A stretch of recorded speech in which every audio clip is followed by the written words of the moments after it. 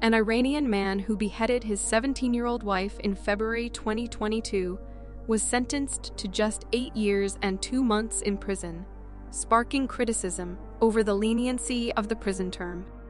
Following the murder of the teenager, a video began circulating online of her husband, Sajjad Heydari, walking in the provincial capital of Ahwaz, while smiling and carrying her severed head, Heydari holding a knife in one hand and the girl's head in another.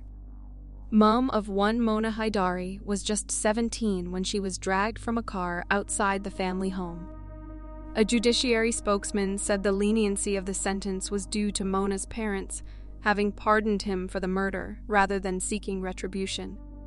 Her father previously said that he had not given his consent for the killing. Mona had been married to her husband since the age of 12 and had given birth to their son when she was only 14. She had fled her violent husband with another man to Turkey. She fled her husband, who had refused her requests for a divorce. He allegedly used Interpol to trace his daughter and returned her to Iran. She had returned to Iran a few days before her murder last February because she had reportedly received assurances from her family that she would be safe. When they returned to Iran, her husband, who was also her cousin, slaughtered her, claiming she had shamed him.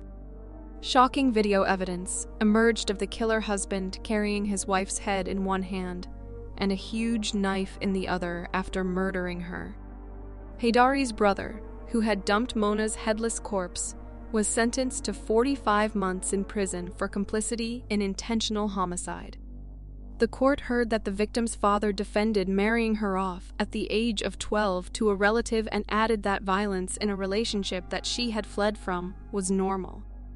The dad described the husband that they chose for her as a good husband, saying that he worked hard and provided her with the best life. After the verdict, it was revealed that Mona's father had not insisted on Iran's Islamic law of retribution. He said, she was not forced to marry, and in fact the husband provided her with the very best of lives. It's true, there was fighting between them. And sometimes there was violence. And she would return home, but she only stayed for 2 or 3 days. And then he would pick her up and life would return to normal. These fights between husband and wife are completely normal, and I don't think there was a problem as she did not ask for a divorce. He admitted in hindsight that she was probably too young to marry, but added, "We got a certificate of confirmation that she was physically old enough to marry. And there was not any physical problem in the relationship." The family claimed that the husband was mocked and insulted by the fact that his wife had fled to Turkey with another man. The Women's Committee of the National Council of Resistance of Iran said the victim was forced to marry her cousin Sajjad Heydari when she was just 12 years old. They also said the young girl allegedly suffered domestic violence, and every time she expressed a desire to divorce him, her family pressured her to return home for the sake of their child. Local media said the brother of her husband wrapped the girl's body in a blanket and dumped it while the husband showed off his wife's head. In the video, the suspect is seen grinning from ear to ear as he holds the teenager's head, passing by local residents. The gruesome killing prompted fresh demands in Iran for a law aimed at preventing domestic violence and protecting victims. There were also calls for the minimum age of marriage for children to be raised. It is currently set at 13 for girls, although girls even younger than that can legally marry with judicial and parental consent.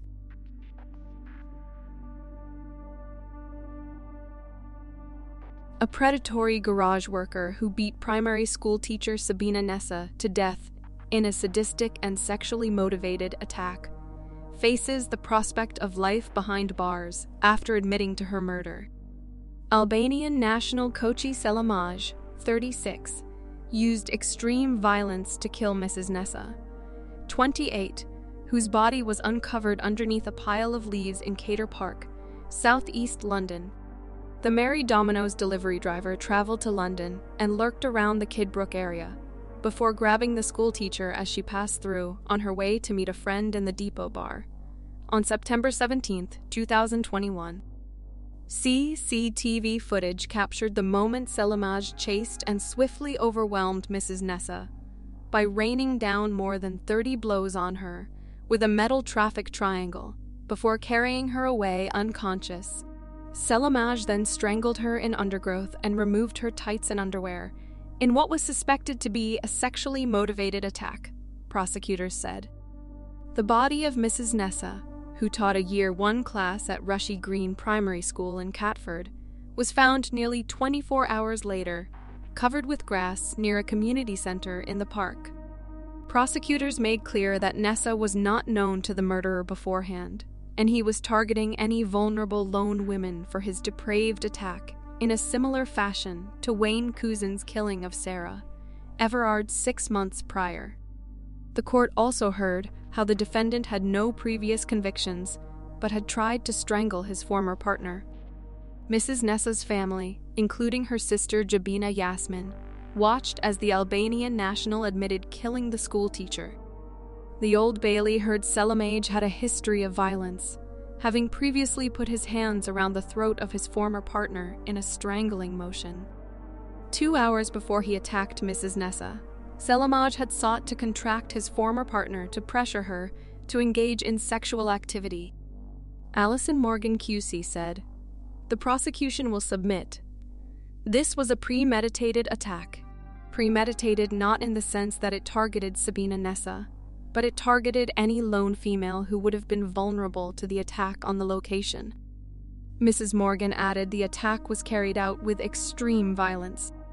Kochi is said to have beaten Nessa so violently that the road sign he used for a weapon broke up into pieces in his hands, the Old Bailey heard. He was later caught on CCTV using wet wipes to try and clean his DNA from a nearby park bench before heading back to his hotel. Officers later found Selimaj had purchased a rolling pin, which was not used in the attack. In a police interview, the defendant previously made no comment except to deny murder when asked directly if he was responsible for killing Mrs. Nessa. Police have never been able to establish a motive for the murder, and some detectives believe Selimaj may have killed someone just for the thrill of it. Selimaj, from Eastbourne, East Sussex, was arrested in the seaside town and charged with her murder 8 days after the attack. Mrs. Nessa had made plans to meet a friend at the Depot Bar in Kidbrooke Village on the evening of September 17th. From her home, her route took her through Cater Park where Selimaj was waiting. Mrs. Morgan said, "Some of her movements through the park and the attack on her were captured on CCTV footage. The male shown on that CCTV footage is alleged to be this defendant." The prosecutor said an examination of Mrs. Nessa's body showed no positive signs of sexual assault, but that it couldn't be excluded. The defendant removed Mrs. Nessa's tights and underwear and lifted her clothes so that the mid and upper parts of her body were exposed. The circumstances in which Mrs. Nessa's body was found demonstrate the sexual motivation that must have existed, she added. 3 days before, the defendant put his plan into action by booking a room at the 5-star Grand Hotel in Eastbourne, the town where he already had accommodation. His reservation was for the night of September 17th, and he arrived earlier in the day to check in. Kochi spoke to hotel staff and was captured walking through the lobby wearing the same clothes as the suspect later caught on CCTV in Kidbrooke. The defendant's Nissan Micra was tracked by cameras, and cell site evidence was gathered to identify his movements from Eastbourne to South London later that day. The evidence showed the defendant also used his bank card at Sainsbury's in Kidbrooke. He was captured in footage wearing distinctive trainers with a thick white sole, which were later seized from his house and found to have blood traces on them. The defendant entered Cater Park shortly after 8 p.m. and lay in wait for half an hour before Mrs. Nessa arrived. Mrs. Morgan said, "The defendant is seen in effect loitering in locations around the park before spotting the deceased, checking to see if anyone else was nearby before turning and running after her. He is then seen to move towards the deceased and striking her repeatedly using a weapon which was approximately 2 feet in length. In fact, It was a weapon which appeared to break up during the course of the many strikes on the deceased. The CCTV footage shows the defendant then carrying the deceased, who appeared to be unconscious by that point, up a bank and effectively out of sight. Selimaj's actions afterwards were out of camera shot, but Mrs. Nessa was not seen alive again. Mr. Justice Sweeney adjourned sentence until April 7th. Speaking outside the Old Bailey on Friday, Mrs. Nessa's sister Sabina broke down in tears as told how the guilty plea was difficult to digest. She said it was a step in the right direction, but did not bring her sister back. She said, "We as a family are broken, and there is not a day that goes by that we do not think of her. There are no words to describe the pain we are going through, and the pain which he has caused. The fact we will never know the motive for why he killed our sister is not only frustrating, but heartbreaking. No family should go through what we are going through, and each day is not getting any easier." Helen Elwood, from the Crown Prosecution Service, added Sabina Nessa was 28 years old when her life was cut short as a result of truly evil violence inflicted on her as she walked through a park.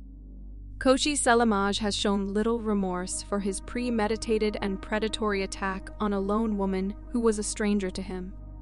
His cowardly actions have devastated a family and caused immeasurable pain to all those who knew and loved Sabina. The prosecution was able to build the strongest possible case, resulting in Selimaj admitting his guilt as a result of meticulous investigation led by the Metropolitan Police, which included an extensive review of CCTV footage and detailed forensic work. She said the CPS was committed to prosecuting violence against women and girls, and she hoped the conviction would bring some sense of justice to Mrs. Nessa's family and friends. It comes as a former colleague, who asked not to be named, said Selimaj was ambitious and moved to the UK to better himself and had taken a job as a pizza delivery driver at Domino's. He said he was only been married for a while and he was living in a flat with his wife. He wanted to get ahead. He wanted to move from their flat. He wanted to make some money and get another job. His wife also was working and they were saving for a better flat. He seemed ordinary, normal, a regular guy. I was shocked when I found out he had been arrested. A former neighbor, Piotr Graz, said everyone was shocked when he was arrested. He was married with a very nice wife and they seemed very close. They wanted to get a bigger flat.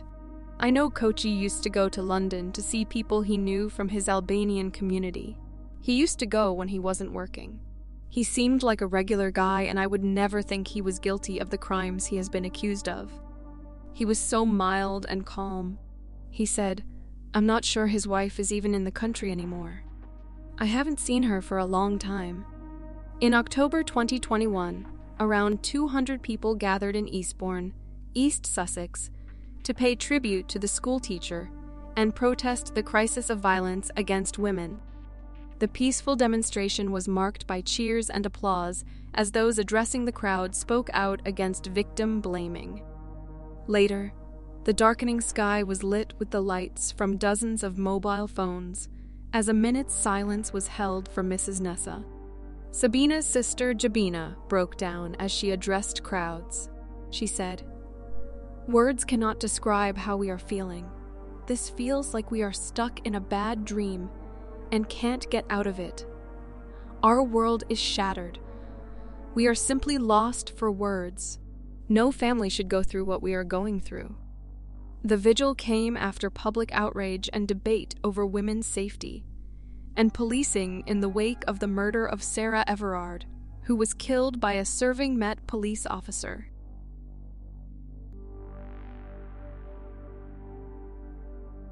Jennifer San Marco's reputation for bizarre behavior had resulted in her leaving the Postal Service in June 2003 after 6 years.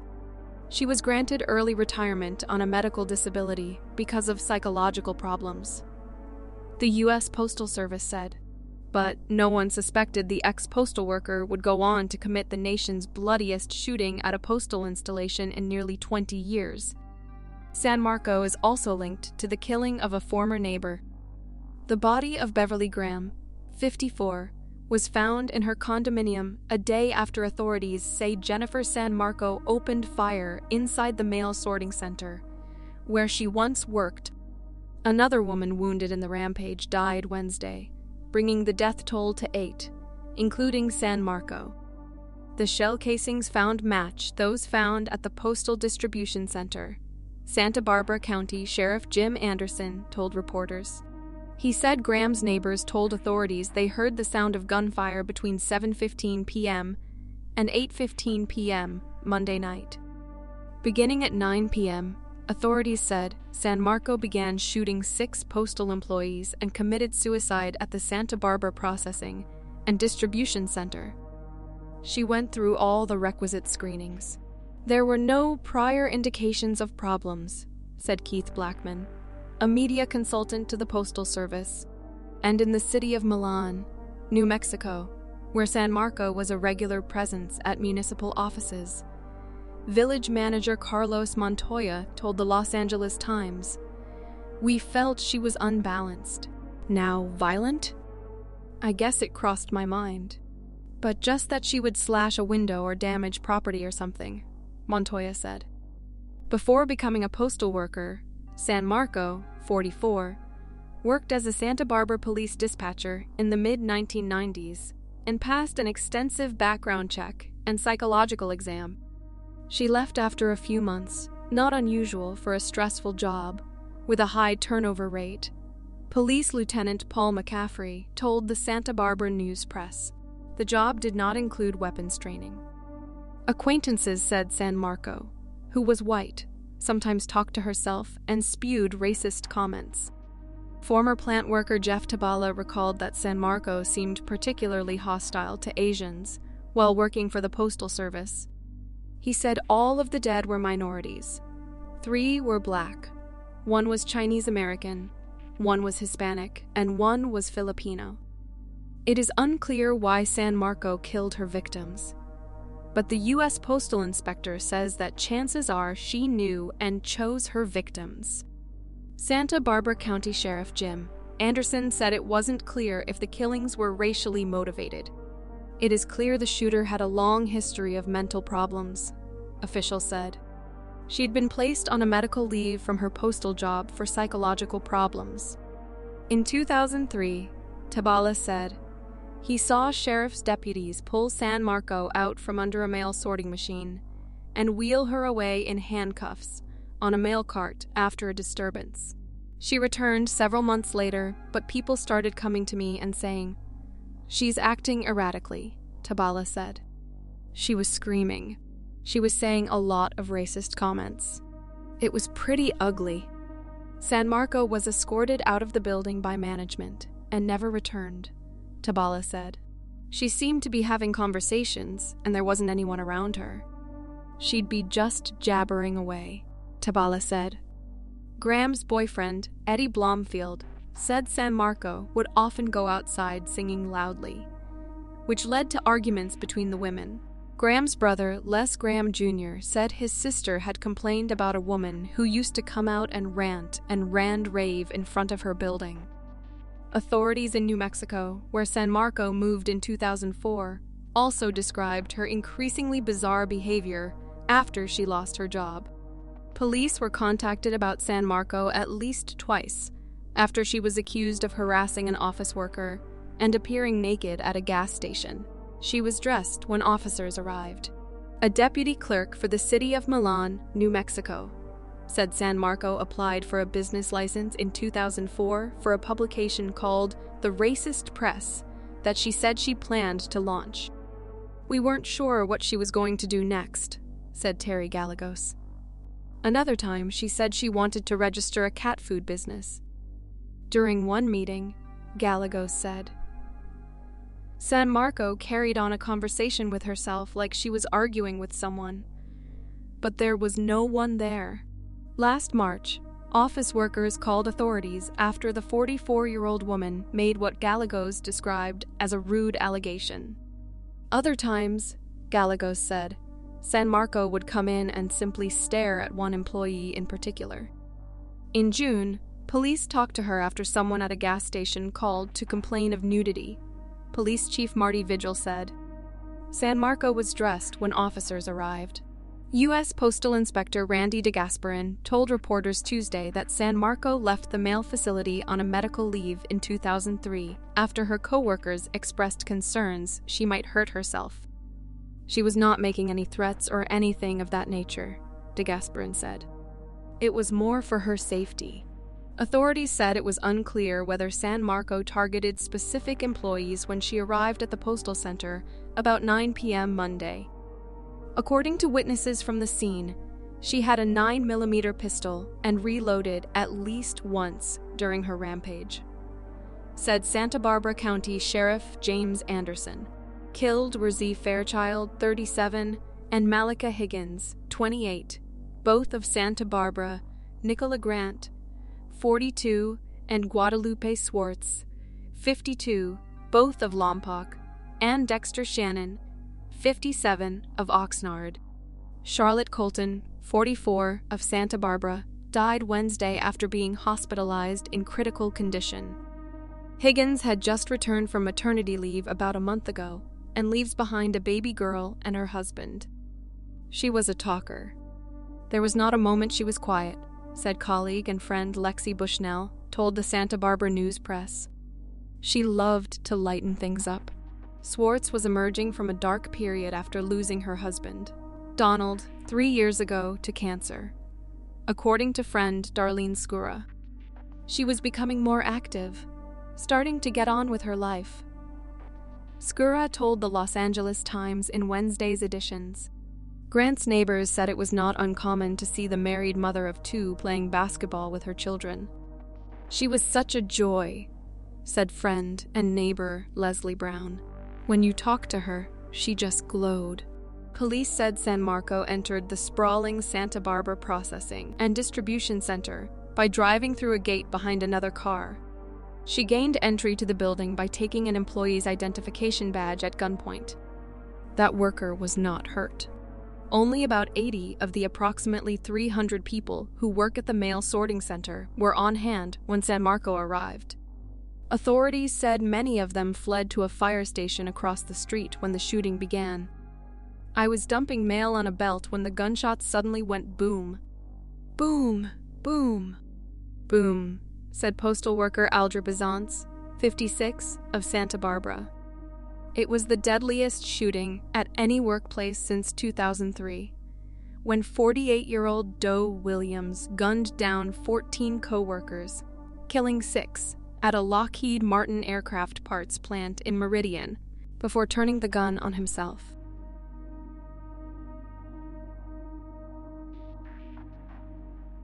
A university student was suffocated with a face mask and dumped inside a large suitcase by an obsessed man who followed her to Britain. Hina Bashir, 21, who was studying business management at Coventry University's London campus, went missing after visiting the home of warehouse worker Mohammed Arslan in Ilford, East London, July 2022. Days later, her body was found stuffed in a large suitcase and dumped in undergrowth near Upminster. Police uncovered evidence that 27-year-old Arslan had become obsessed with Mrs. Bashir, jurors were told. The pair had grown up in the same village in Pakistan, and the defendant followed Mrs. Bashir months after she came to Britain to study in November 2021. Ahead of his Old Bailey trial, Arslan pleaded guilty to her manslaughter. But he denies murder and perverting the course of justice by concealing her body. Prosecutor Gareth Patterson KC said the victim visited Arslan's home to collect some belongings she had left there while moving accommodation on the evening of July 11th. She did not leave the house alive, jurors were told. Mr. Patterson said, the next morning, the defendant set off from his house, dragging behind him a suitcase containing Hina Bashir's dead body. He got a lift from a taxi driver who lived in his house and traveled to an industrial estate by the EM25 near Upminster, near a business where he was employed as a warehouse worker. He got out of the taxi and dragged his suitcase to the side of a lane where he hid it in some undergrowth. He left the suitcase concealed there in the days that followed. After Mrs. Bashir's worried friends and family alerted police, the defendant's suitcase was found and opened, revealing Mrs. Bashir's body squeezed inside. Mr. Patterson told jurors on examination, the pathologist found that a face mask had been pushed inside her mouth. It was found there balled up. As for the cause of her death, Hina Bashir had been killed through asphyxia. The face mask that was forced into her mouth had stopped her from breathing. Investigators found a wealth of evidence implicating Arslan in the killing. Despite his initial denial, the court heard. Jurors heard the victim's blood was found on his bed and bedclothes. Matching face masks were recovered from his house, and telephone evidence showed the defendant had Mrs. Bashir's phone and was looking at her messages and photographs in the hours after her final visit. The taxi driver confirmed he drove Arslan with his heavy suitcase to the industrial estate the next morning, the court was told. CCTV footage captured Arslan leaving his house with the suitcase, and then later dragging it along the lane to where it was eventually discovered, Mr. Patterson said. In addition, Arslan's DNA was identified on the suitcase handle, and soil from the deposition site was found on his shoes. Referring to his earlier guilty plea, Mr. Patterson said, "All the evidence proved what the defendant has finally accepted today, that he was responsible for the killing." Following Arslan's arrest, police found evidence on his phone that he had become close to the victim when she was a teenager growing up in Pakistan. Mr. Patterson said, the defendant was later to insist to the police that there was no relationship between the two of them. However, when the police translated the materials found on his phone, they found that he had been repeatedly in contact with her, declaring his love for Hina Bashir. He had allegedly spoken about wanting her to be his wife and having a family with her, while other messages suggested she was engaged to another man, the court was told. Arslan allegedly reacted to the information with shock and sent messages to suggest that he thought she had cheated on him. In more recent messages from 2021, Arslan appeared to be trying to contact Mrs. Bashir by posing as a woman, it was claimed. Mr. Patterson said, the police also found on his phone a very large number of photographs of Hina Bashir, some of them having been photoshopped or altered using software or apps. They found pictures of her on which love hearts had been added, and they found collages that had been created of her image. The evidence suggests that he was obsessed with her. After moving to Britain, the intensity of the defendant's feelings continued, and he described her as his fiancée, the court was told. Mr. Patterson added, however, it appears Hina Bashir did not want to be with him, and in fact had a relationship after she came here with another young man. He was sentenced at the Old Bailey to life with a minimum term of 20 years. In an impact statement, Mrs. Bashir's father, Bashir Khan, spoke of his beautiful, bubbly girl, adding that animals would treat my daughter better. He treated her in a heinous and brutal way.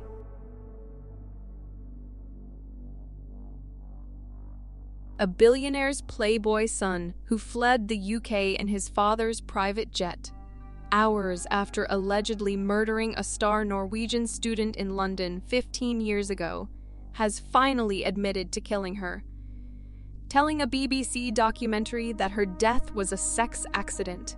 Farouk Abdulhaq, 35, remains holed up in Yemen and has refused to come back to the UK, where he is accused of the rape and murder of 23-year-old Martine Vik Magnussen after a night out at the Maddox nightclub in Mayfair in 2008. In his first ever media interview, he admitted to killing her, but said he wouldn't be returning to Britain to face trial because I don't like the weather, and claimed the justice system would discriminate against him because he was the son of a rich Arab. The 35-year-old, whose father Shahar Abdulhaq was one of Yemen's wealthiest and most powerful men, has only ever spoken through his lawyer to deny being guilty of deliberately murdering Miss Vik Magnussen. But he was tracked down by Nawal al-Maghafi for tonight's BBC documentary Murder in Mayfair, with the journalist exchanging a flurry of texts with Abdulhaq before also speaking to him on the phone. Early in their conversation, Abdulhaq told the reporter, "I did something when I was younger. It was a mistake." After he realized she was aware of his story, the fugitive said he would not be going to police because it was way too late. Mrs. Vik Magnussen was found dead under a pile of rubble in a basement in Great Portland Street, Westminster, after a night out with friends to celebrate coming top of the class in her exams. CCTV showed her leaving the exclusive Mayfair nightclub Maddox at 2 a.m. on March 14th with Abdulhaq, a fellow student at the £10,000 a year Regents Business School, whom she had previously dated. The alleged murderer, nicknamed DP by friends for his love of Dom Perignon champagne, was named as being wanted by police and fled the UK within hours of her death. Police said she had been strangled and raped. Last year, they arrested a woman in her 60s on suspicion of assisting an offender, but have since released her under investigation. Mrs. Vik Magnussen's father, Odd Petter Magnussen, has branded Abdulhaq a coward and appealed for him to return, adding, "You cannot hide forever," speaking to the BBC. He said he was furious at Abdulhaq's suggestion that Mrs. Vik Magnussen died in a consensual sex act. He tried to portray it as a mutual, accidental outcome of a sex act. "It was definitely a sex act, but it was forced on Martine, as I can understand through the information I've gathered over the years," he said. Mrs. Al-Maghafi, who has friends and relatives in Yemen, found a mobile number for the fugitive before messaging him on social media. When she asked Abdulhaq, who now works in the cryptocurrency industry, whether he had any regrets, he said, "I deeply regret the unfortunate accident that happened. I regret coming to Yemen. Should have stayed and paid the piper." He claimed not to remember the night of Mrs. Vik Magnussen's death, saying it was all a blur, but said he had flashbacks and felt uncomfortable when he smells a certain female perfume. He said that her death was just a sex accident gone wrong, adding, "No one knows because I could barely piece together what happened." Abdulhaq said he had taken cocaine on the night and couldn't remember why he moved Mrs. Vik Magnussen's body. Mrs. Al-Maghafi later spoke to the fugitive on the phone and asked him if he wanted to help the student's family get answers. He said, "I don't know what answers they want to get. Nothing is going to bring their daughter back. There's nothing that's going to change what happened." Asked whether he would consider coming back, he replied glibly, "Perhaps. It's too cold there. I don't like the weather. I don't think justice will be served. I find that the criminal justice system there is heavily biased. I think they will want to make an example of me, being the son of an Arab, being a rich son." When asked if he would speak to Miss Vik Magnussen's father, he said, "I don't know. I don't even know if I could talk to him. It would be too hard for me." He added, "It's been 14 years. What's another year or two? I don't really care. I don't want to talk about this. Move on, please. It's making me feel uncomfortable."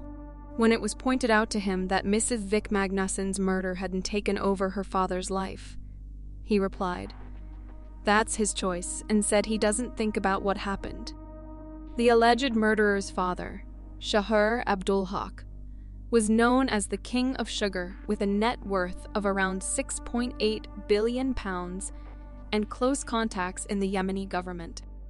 He previously had investments in Coca-Cola bottling plants, but gave these up in 2012 following pressure from campaigners. He died in Germany in 2020 while receiving treatment for an illness. Last year, a documentary on Discovery Plus revealed that Abdulhaq mostly lived at home under guard and had few friends. The program also featured the first up-to-date picture of him to be published since Mrs. Vik Magnussen's death. One relative said Farouk's entire life is staying at home. There is no socializing. There is no going to public places. As a close family member, I've known Farouk his entire life, and I talk to him almost every day. Nobody comes there. He doesn't really have any friends. He's got I think. Like one guard, sometimes two. That's basically his friends.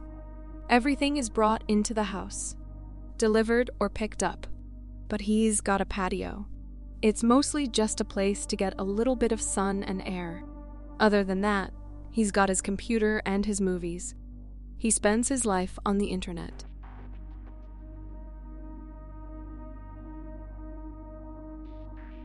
It's almost exactly 20 years since a relative of a German World War I flying ace, known as the Red Baron, murdered her wealthy parents. Suzane Von Richthofen is now 38 and divorced after marrying another female killer behind bars. But she was just 18 when she plotted the demise of her mom and dad, who were sleeping in bed when they were bludgeoned to death. Her then-boyfriend, Daniel Cravenhose, and his older brother, Christian, were accomplices in her evil plan. The siblings savagely beat her parents beyond recognition with iron bars, while Suzane sat on a sofa downstairs after welcoming them inside the family mansion in a suburb of São Paulo, Brazil. All three were eventually jailed, and ahead of the 20th anniversary of the gruesome crime on October 31st, 2002, here we take a look at the chaotic life of Suzane. Suzane's father was German engineer Manfred Albert von Richthofen, a great-nephew to the famous fighter-pilot Baron von Richthofen, who was shot dead over the River Somme in 1918. Her mother Marisha, meanwhile, was a psychiatrist, and the affluent family was reportedly worth approximately $17 million. She also had a younger brother, Andres, and the pair received the best education in private schools in Brazil. Academically gifted, Suzane went on to study law at university, and she was set to inherit millions once she completed her degree. But the privileged youngster was unashamedly self-entitled, and her behavior soon started to worry her parents. Suzane was 16 when she first cozied up with jobless Daniel Cravenhose, who came from a poor background.